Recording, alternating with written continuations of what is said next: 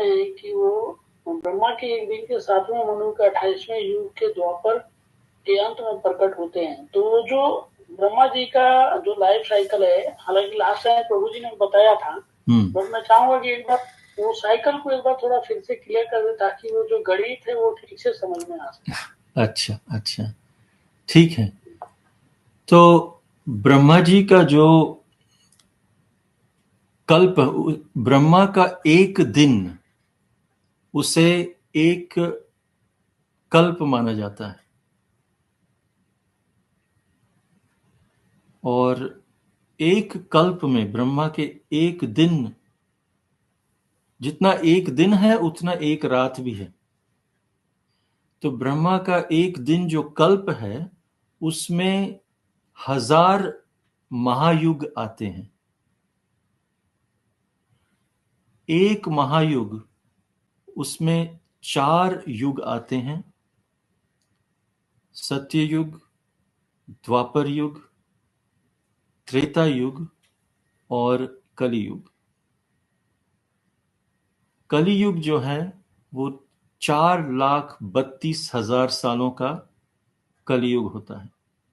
मनुष्यों के अनुसार जो साल हैं उनका पृथ्वी का 4,32,000 साल कलियुग। फिर उससे पहले जनरली त्रेता युग आता है कलियुग से पहले, पर इस महायुग में द्वापर युग आया है। उसकी भी कथा, उसका भी कारण बताएंगे। पर द्वापर युग जिसमें कृष्ण आए वो है कलियुग से दुगना। कलियुग से दुगना कितना हो गया? 4,32,000 का दुगुना कितना हुआ? 8,64,000 द्वापर युग। फिर त्रेता युग जो है वो 3 गुना, कलियुग से 3 गुना कितना हुआ? 4,32,000 का 3, हाँ, 12,96,000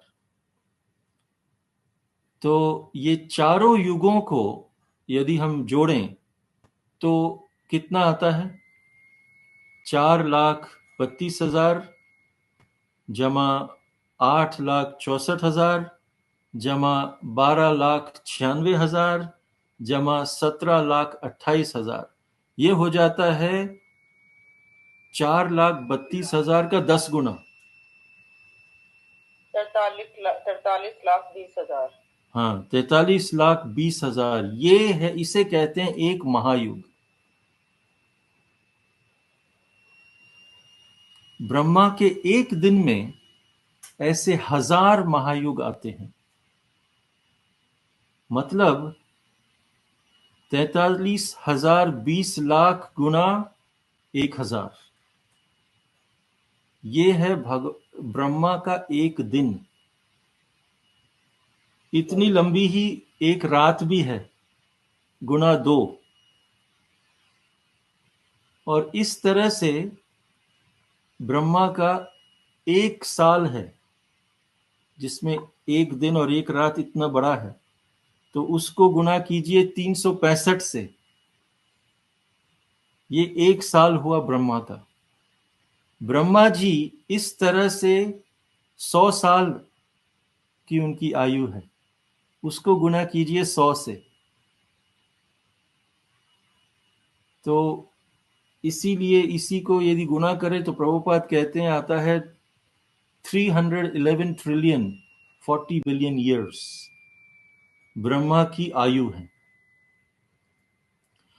और इस महायुग में जिसमें हम हैं, इस समय ब्रह्मा की आयु है 51 साल। ये 51वां साल चल रहा है, 50 साल पूर्ण हो गए।